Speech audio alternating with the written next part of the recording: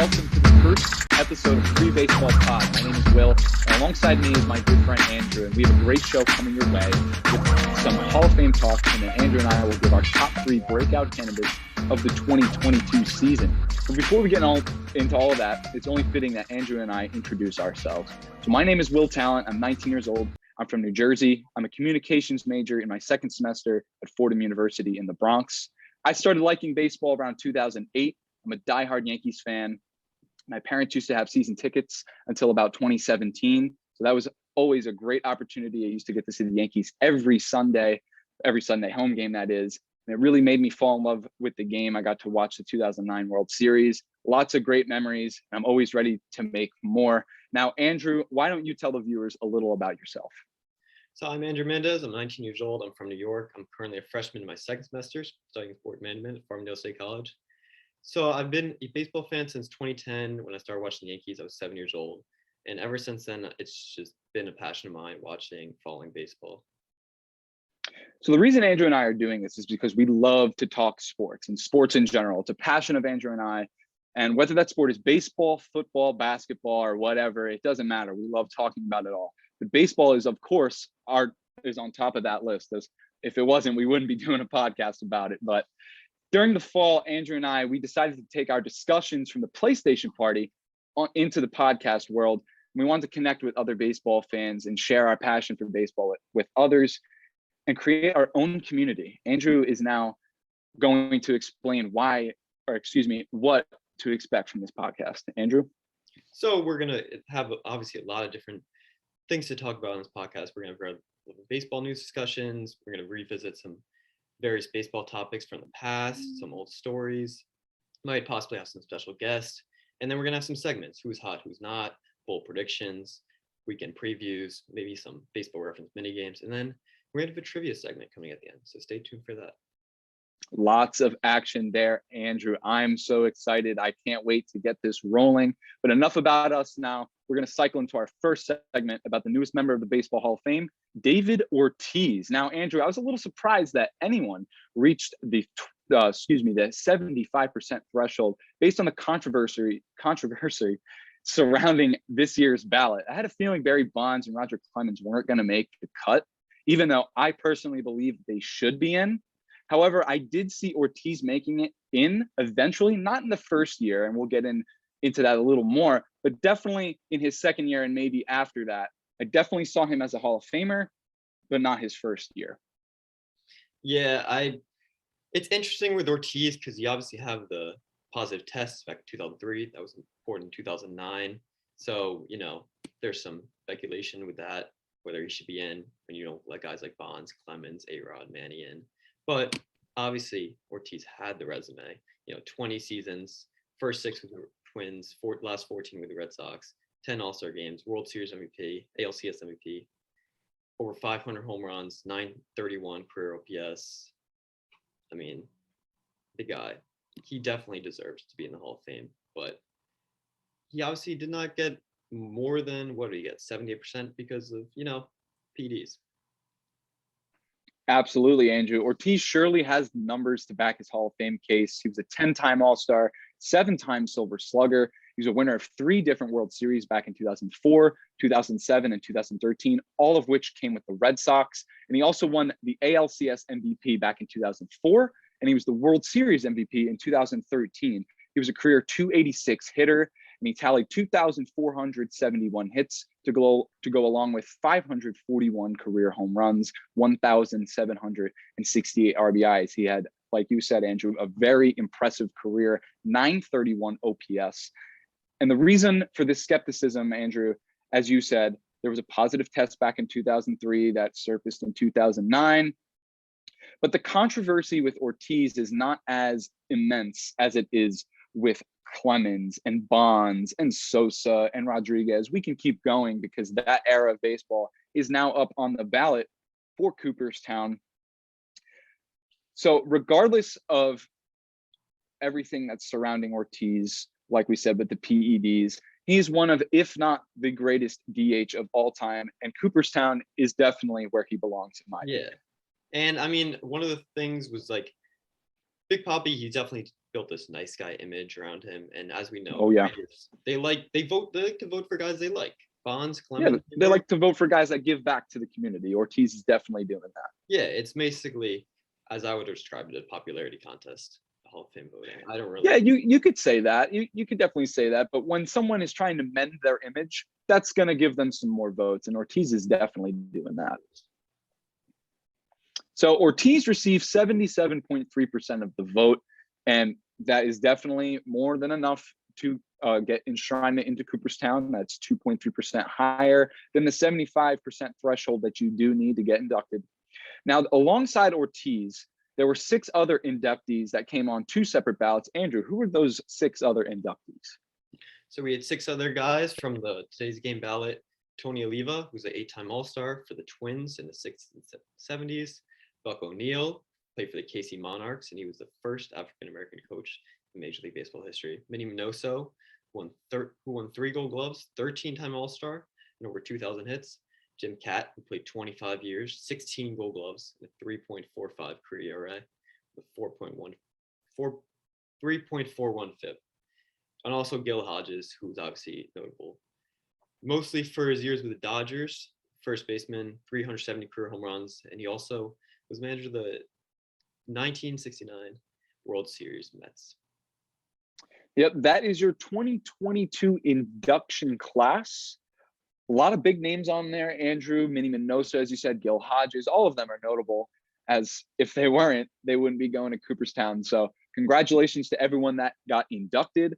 Now, besides the induction, there are still a lot of big names on this ballot going into 2023. Some of those names include Scott Rowland, Todd Helton, Billy Wagner, Andrew Jones, Gary Sheffield, Alex Rodriguez, Jeff Kent, Manny Ramirez, Omar Vizquel, Andy Pettit, Bobby Abreu, Mark Burley, and Torrey Hunter, all of which who had very impressive careers. A lot of guys that we saw towards the tail end of their careers.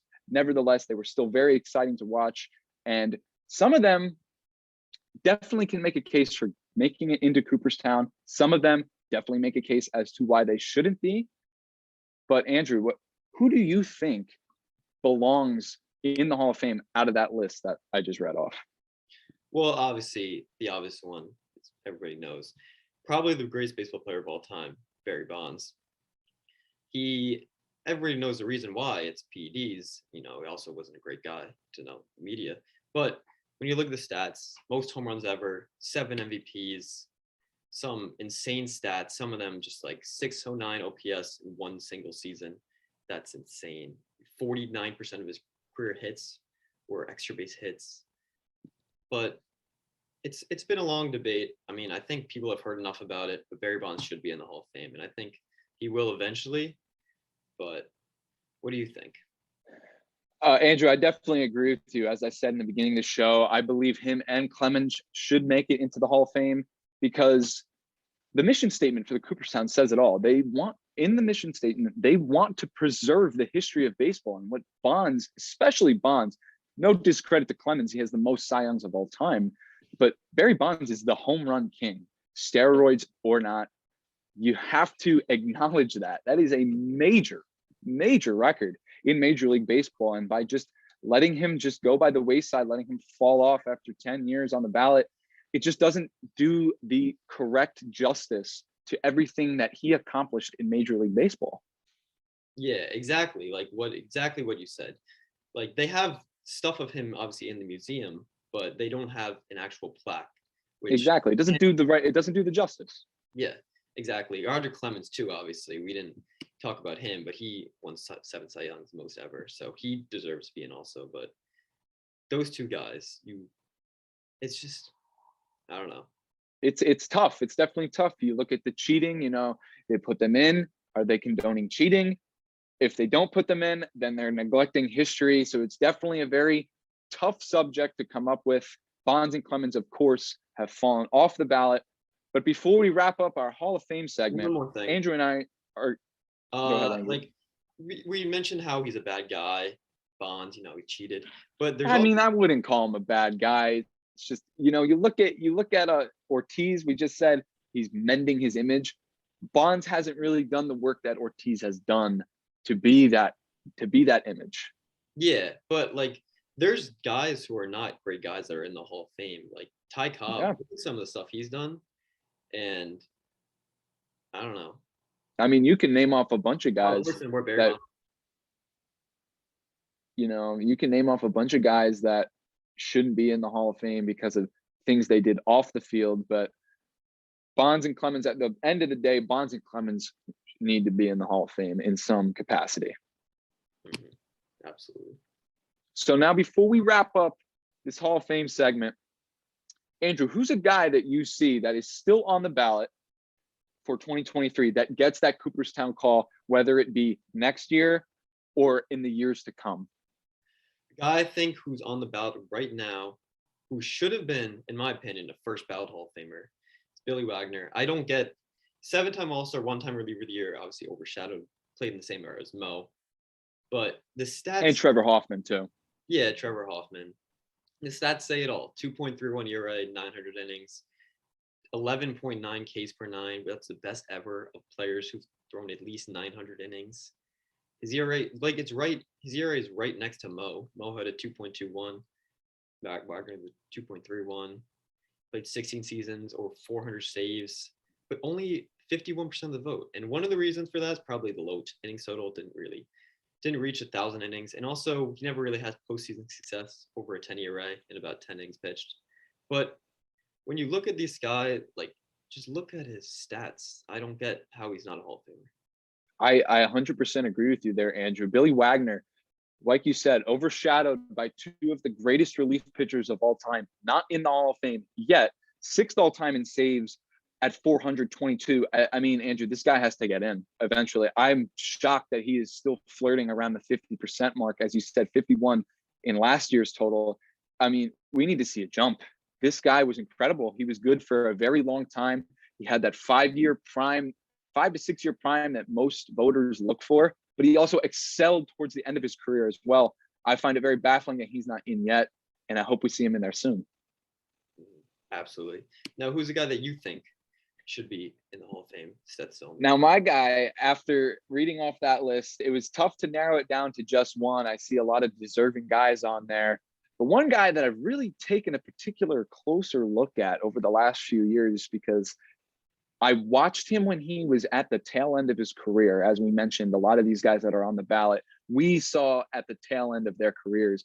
I didn't realize how impressive this guy is. His resume, it speaks volumes. And that guy is Scott Rowland, third baseman for the Philadelphia Phillies, St. Louis Cardinals, the Cincinnati Reds.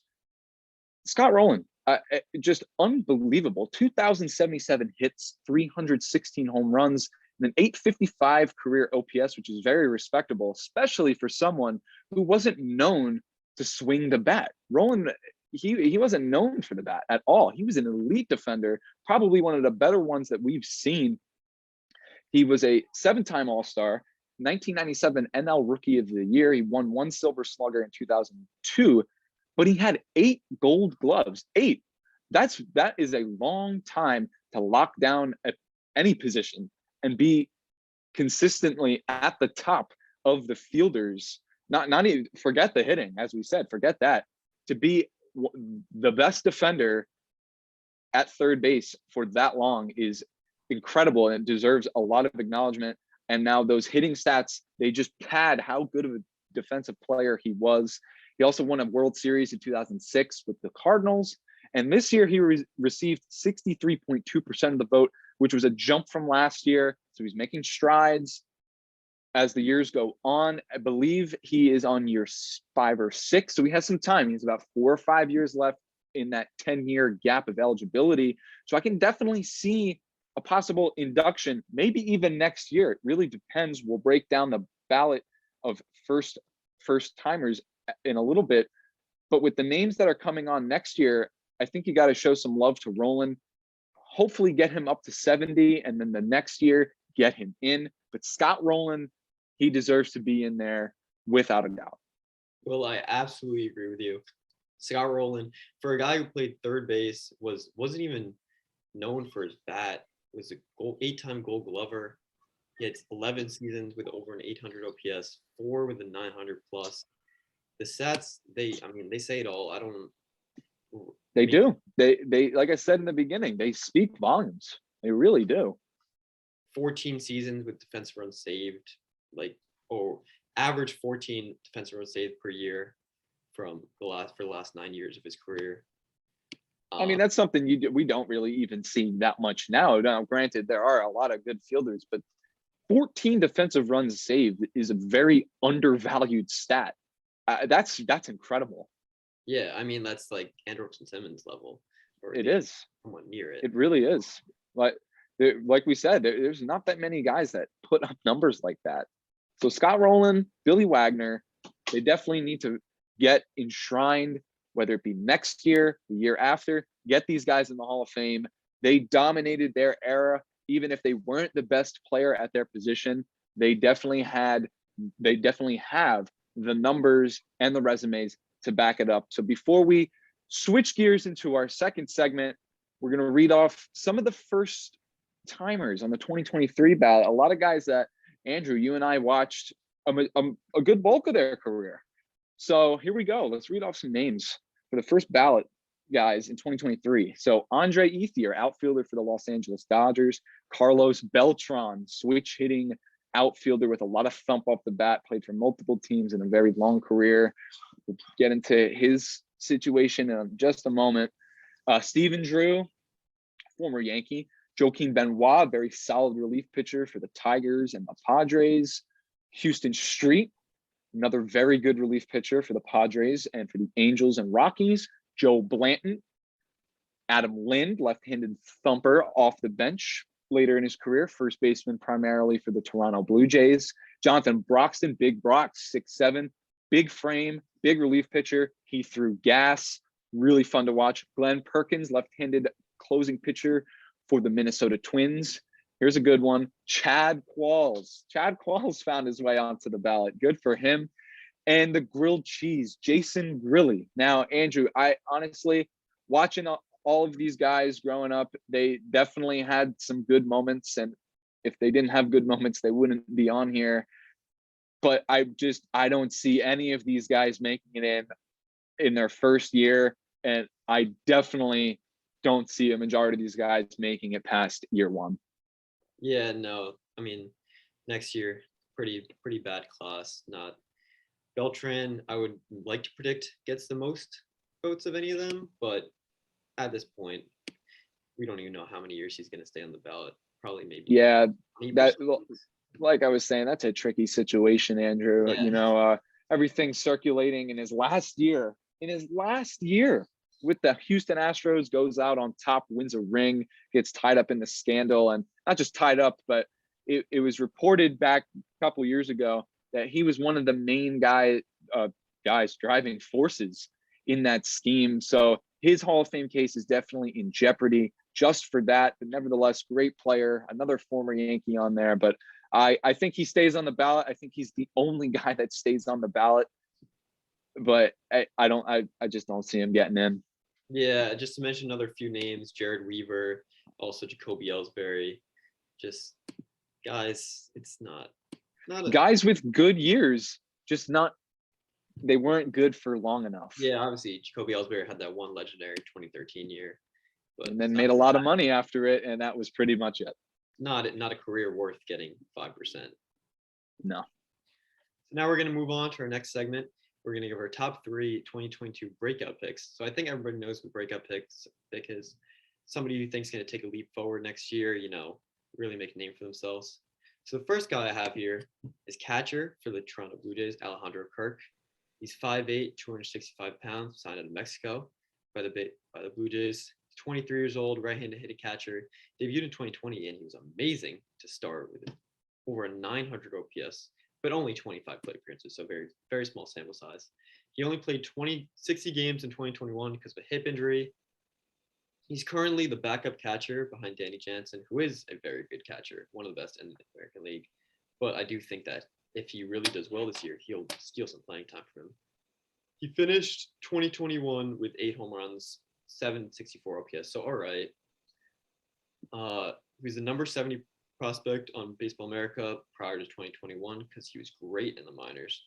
868 OPS in 92 games 2019 and high and low A ball. and over 900 OPS in 14 games in the minors in 2021 before he was called back up. In the minors, he had a 70 out of 80 hit tool, which is pretty elite. They don't give that to many guys. He's a heavy contact hitter. He does lack some fielding skills, but I really think he's going to take this jump because he was great in 2020 in a small sample. And then he kind of didn't really get that much of a shot last year, but he had some great hitting skills that he showed in the minors. And I think he's going to get some really good protection with his Toronto lineup. You know, when you guys like Bichette, guys like Vladdy, Kevin Biggio, you know, the list goes on and on. And also, if you look at some advanced stats, I know some people don't like advanced stats, but he was, according to Wobo, which is a stat that measured on-base percentage weighted basically with like different things, like single would be weighted more than a walk, double would be weighted more than a single. He, according to that stat, was the 13th unluckiest hitter last year. So my bold prediction for him is I think that he's going to have over a 3 WAR and over 850 OPS next year. Andrew, I really, really like that pick. Alejandro Kirk is a guy that you and I get to see pretty regularly, being Yankee fans, and Toronto, whether they're here or whether the Yankees are there. Alejandro Kirk has done some pretty decent damage to the Yankees and the small sample size that he's been given in the major leagues. And I really, really do like that pick. I see him taking that jump, taking some innings and some games away from Danny Jansen, barring, even though Jansen's a very good catcher, but Kirk was that prospect, and they're going to work him in a little bit. I really do like that pick. Good job by you there. My first guy that I have on my list is a pitcher for the New York Yankees, a very young flamethrower, showed some really good signs last year coming up in early August, and that's 23-year-old Dominican Luis Gil. Now, Gil came up early August, as I said. I believe his debut was August 6th, and he was a filler. He filled in for Garrett Cole, who got COVID that day, and they needed a spot start. And he came in and he pitched a phenomenal game. I believe it was about 7 innings pitched, something along those lines, racked up a lot of Ks. Now, granted, it was the Orioles, but granted, again, it was his major league debut. You're facing major league guys. These are not guys that are just regular baseball players. These are professional hitters at the most pristine level you can get. And Gil did a very good job. He was very solid for the Yankees down the stretch. He compiled a 3.07 ERA with a 1.33 whip, and he racked up 38 strikeouts and 29 and a third innings pitched. That's phenomenal. That's very, very good. Showed a lot of great life on the fastball. All of his stuff is good. Every pitch. Changeup is great. Breaking ball is great. A lot to work with Luis Gil. Now, he may have a little bit of a tougher time breaking out than some of the players that we're going to mention for a few reasons. The first being that he's got a very bad control issue. Now, a lot of young guys, obviously pitchers, a lot of young pitchers, they tend to have some control problems, especially if they throw really hard like Gil does. You crank it up to like 95, 96 miles an hour on a daily basis. And you're not just sitting in front of 10,000 people, you're sitting in front of 40,000 people now. Nerves are settling in, you know, a lot of stuff going on. So control issues, they're fixable, they're correctable. And I do expect him to make the jump. Now, we can talk all the positive talk that you want to have about fixing this issue, but it was pretty glaring last year. Gil walked 19 batters in those 29 and the third innings pitched. That's a lot.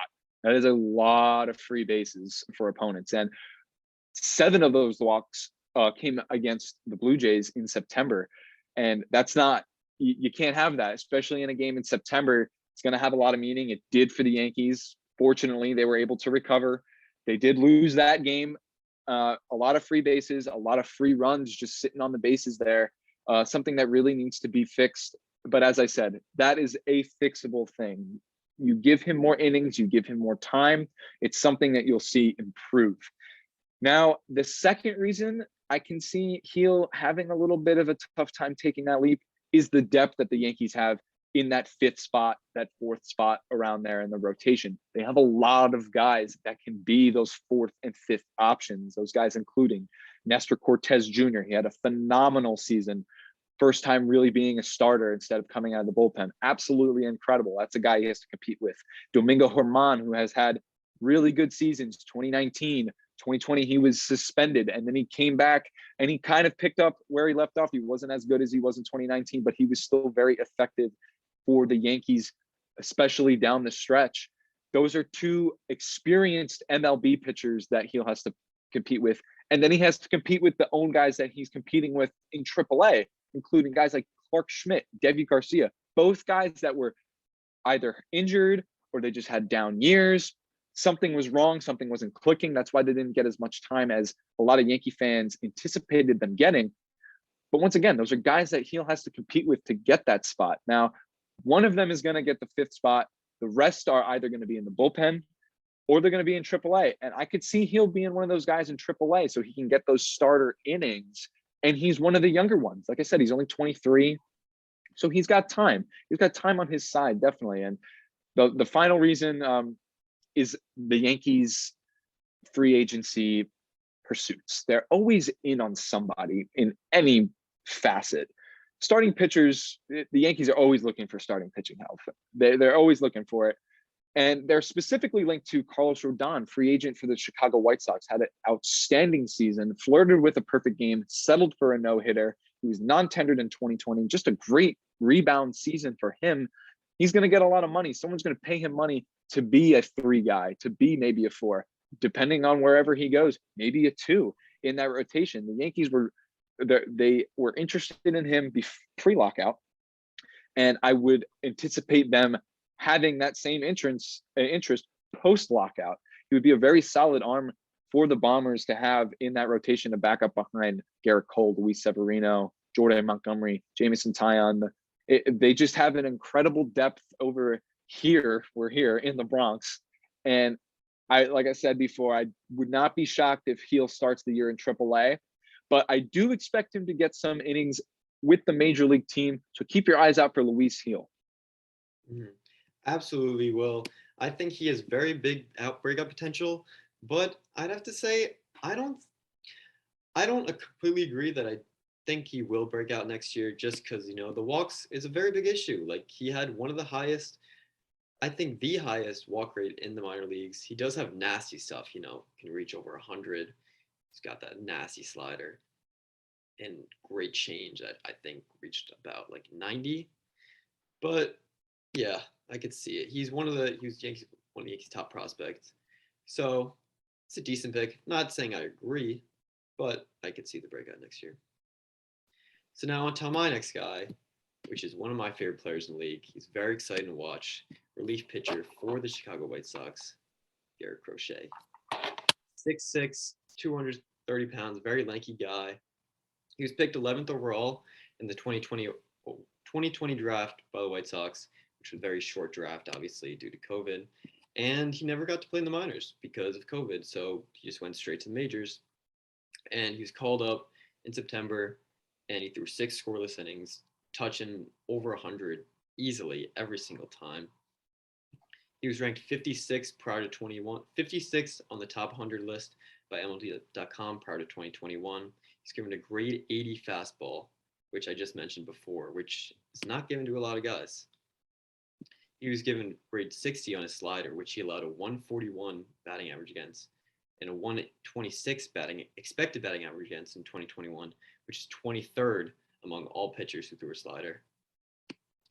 He had a 2.83 ERA in 54 innings in 2021, which is a little skewed. He had a few outings where, he kind of blew up. So reliever ERA, you can never really look at too seriously because one outing can really blow it up. He had a 10.78 Ks per 9, which is top 50 last year among relievers, 50 more innings. I think that Crochet, he should really be given a chance to be in this White Sox rotation in 2022. Now with Rodon gone, he has to compete with guys like Kopech, Dallas Keuchel, obviously, but that's what he was drafted for. He needs to be a starter.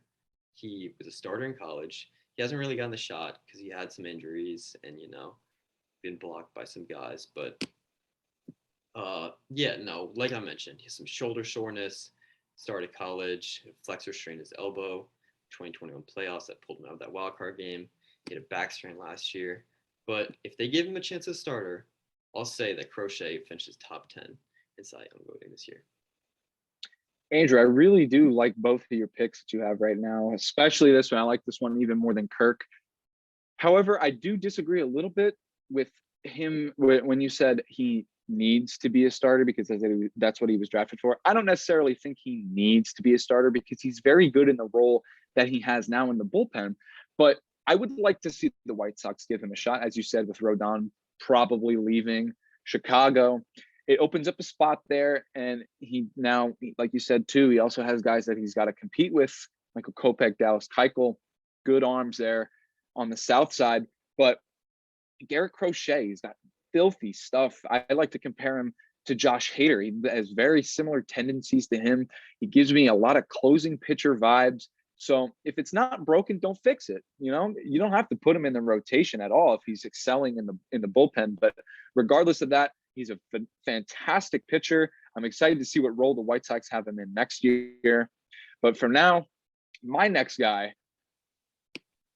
very exciting. Super exciting. This is probably my favorite guy out of all 6 of the guys we're going to mention. He's one of my favorite baseball players in the entire league right now.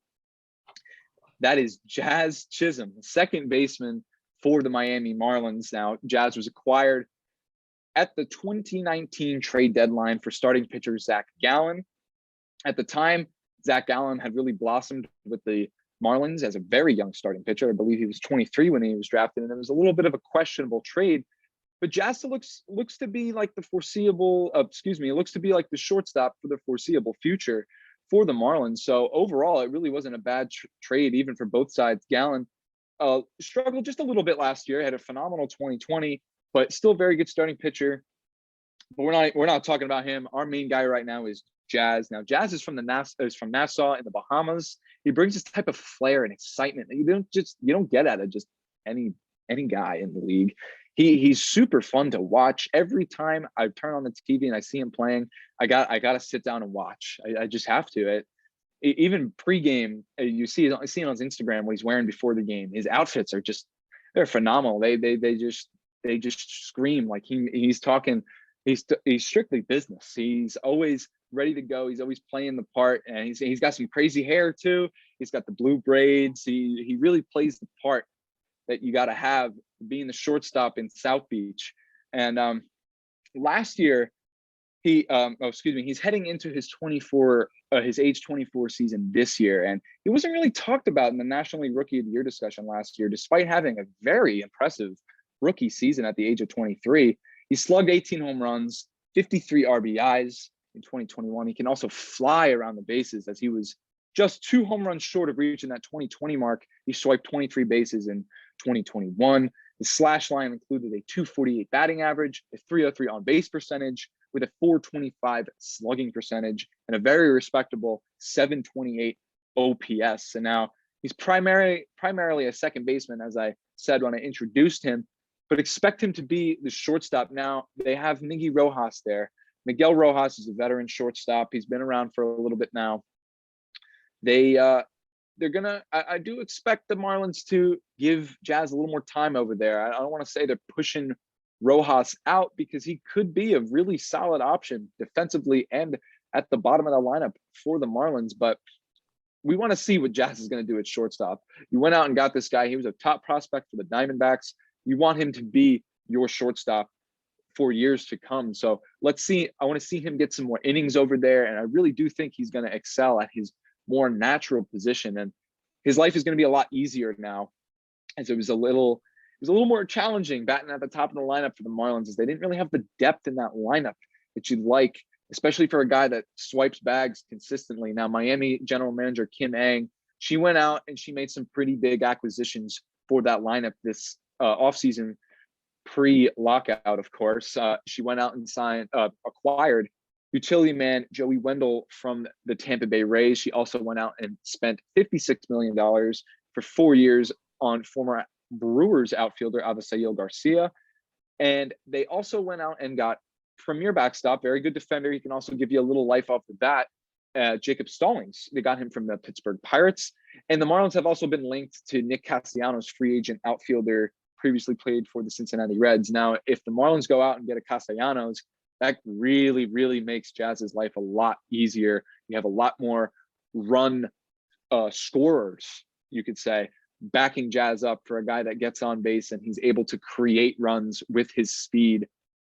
And then you get guys like Garcia, Lewin Diaz, Joey Wendell, even knocking him in from second or third. And Jazz is going to get on and he's going to steal second base. He gets on base. He knows that his job is to get to scoring position, and having guys that drive in runs consistently makes him look a lot better, definitely. So another aspect of Jazz's game that I really admire is his defense. He's very slick in the field. He makes second base look easy, and that's not even his natural position.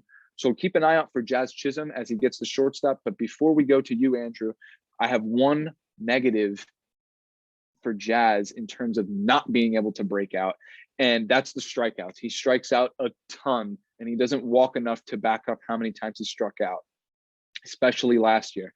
Jazz struck out 145 times last year, and he only walked 34 times. That's a sizable gap. Now, it shouldn't be too much of a glaring issue as for young players, like for pitchers who have control issues. Young hitters have discipline issues. That's a discipline issue. That comes with time. That comes with getting reps. That comes with getting plate appearances and at-bats. It's something I can definitely see him improving upon, but it may not be immediate. That like I said, it takes some time to do that. So I would expect him to definitely not strike out as much, but if he can resolve the amount of times that he strikes out and really cuts it down, let's say to maybe 100 times, that means he's putting the ball in play 45 more times, or he's walking more. He's doing something to create havoc for the infield while he's busting down the line to get to first base, because he's not an easy out. So Jazz Chisholm, I definitely expect him to take a step forward next year. Andrew, who do you have next? Before I go on to my next pick, I want to say I love your pick, William. Jazz, obviously one of the most electric players in the league. He broke out a little bit, started last year over a 900 OPS, I believe, in April, then kind of slowed down after he got hurt. Like you mentioned with the discipline stuff, that is a skill that can absolutely be improved upon. Raw hitting skills is probably the most important things you want. The most important thing that is developed throughout your whole life, your whole baseball career. If you don't have the raw hitting skills, you're not going to succeed. If you don't have discipline, that can obviously be worked on. So Jazz is definitely a guy I could see working on that. And, as you mentioned, the great protection he's going to get from the lineup, possibly if they had Nick Castellanos, that would be great. That would be phenomenal. So, yeah, I love that pick. I do think that Jazz is going to break out next year and probably be maybe top 20 for MVP, I'd say. I think that's bold, but I like it. I like where your head's at, Andrew. Bold, but I believe it. So my final pick is the outfielder. Most of you probably know this guy. Outfielder for the Seattle Mariners, Jared Kelenic. He's 22 years old. Mets fans, you're familiar with this guy. Drafted 6th overall in the 2016 draft. 2016 draft. He was then traded to the Mets and traded to the Mariners in the Edwin Diaz deal in 2018. He's ranked the number 4 prospect in MLB prior to 2021 because he had a 904 OPS and 20 stolen bases, 23 homers in 117 games and 3 levels. In 2020, he tore it up in 2021, the start of the minors, after getting service time manipulated. A lot of people believed he should have been up at the start of the year. Obviously, we had the whole Kevin Mathers scandal where he basically admitted to manipulating service time. And then after he called up, he was pretty bad, 615 OPS, 93 games, really bad, -2 defensive WAR, struck out a lot. So, so a lot of people kind of took their eye on this guy. They're not really paying attention to him. He's currently the center fielder for the Mariners. He was given some great, going back to his minors, he has given some great tools. 50 at a 4.5 speed, that's crazy. 60 at a 60 raw power. He did run into a little bit of bad luck last year, as the advanced stats would say. But I really believe Jared Kelenic, he's going to have a huge year this year. I think he's going to hit over 35 homers. Wow. Andrew coming in hot with the bold takes today. I like it, Andrew. 35 home runs for Jared Kelenic. That's definitely a huge step. in the right direction, obviously, for the young stud. Now, I really like this pick, Andrew. I don't really see him hitting 35 home runs, but potentially as his as his career goes on. But I really do like this pick. He definitely showed those minor league tools that he's been given, as you said. It really started to show around that Yankee series in August. He really took advantage of that short porch in Yankee Stadium. And forget just the short porch, though. He was hitting the ball around the yard. He was making really good plays. He was really looking like that top prospect that we've been expecting to see with the Mariners for quite some time now. So I'm excited to watch him. Definitely, it's going to be quite the season for the Mariners. But finally, we're going to move on to not just my final pick, but the final pick of this segment. Now, this man right here, he is Tampa Bay's golden boy. He's a former #1 overall prospect for multiple different seasons, and that is shortstop Wander Franco. Baseball fans all around the world have been waiting for this guy to hit the scene with the Rays since he was signed at the age of 16 years old. 16 years old. Out of the Dominican Republic. He made his debut at the age of 20, and he was an immediate impact in that Rays lineup. He finished third in Rookie of the Year voting with such a smaller sample size compared to the guys that he was up against and guys that finished behind him. He only played in 70 games last year. Only 70 games, not even half of the 162 game scale. And he collected 81 hits in those 70 games, including 18 doubles, 5 triples, 7 home runs, and 39 runs driven in. And he's such an incredible presence at the plate. You wouldn't even believe that he's 20 years old with the at-bats that he puts together. He just looks so disciplined. He looks so polished, and he looks so complete up there. It's going to be very fun to watch him for years to come. Now, Franco batted .288. He had an on-base percentage of .347, and he slugged .463 with an .810 OPS, which is way over the league average. And he adds, as I said before, he adds so much lineup. Adds so much value to this Tampa Bay lineup, just sorely on the fact that he's a switch hitter and he can hit well on both sides. He has no weakness from the left side or the right side. He can hit for power for both. He can hit for average on both, something that we just don't see that often with anybody now. You barely see that as many switch hitters as you saw 10, 15 years ago. So the Rays really have a star on their hands, and they locked it down. They did something that is very just not characteristic for Tampa Bay. They gave him an 11-year contract extension worth $182 million, and that made Franco the youngest player ever to receive a contract worth over $100 million. You can obviously tell after I just said that how much the Rays value this guy and value the future of their franchise, because this is a guy that you build around, not just if you're the Rays, but anybody. This is a guy that you're going to market. This is a guy that has Fernando Tatis marketability. He's that good. He is that much fun to watch. And the Rays really did a good job keeping him in Tampa Bay. And like everyone else on here, though, there's always a reason why he won't be able to propel to that next level. And that's because the Rays have a really loaded up infield. And you got Brandon Lau locking down second base. And that leaves shortstop open for 2 guys, Wander Franco and Taylor Walls. Taylor Walls was a former top prospect of the Rays. He was in there. He wasn't as high as Franco, but he was up there with Franco. And he actually got the call to replace Willy Adames after they shipped him off in May to Milwaukee in 2021. He got that call before Franco. A little surprising of a move, but it ended up working out for the Rays as Walls. He didn't really do much offensively, but he was a very good defender at shortstop. And Franco slid into third base when it was time for him to get called up, and he did a great job. A lot, including myself, some people thought maybe that he would shift to shortstop in 2021, but the Rays were just so fundamentally sound in the infield. There's no reason to fix that. Like I said, they won 100 games. They won the AL East back-to-back years. So Taylor Walls, 25 years old. He's 5 years older than Franco. So maybe he's the shortstop. Maybe he's not. Maybe they give that to Franco instead.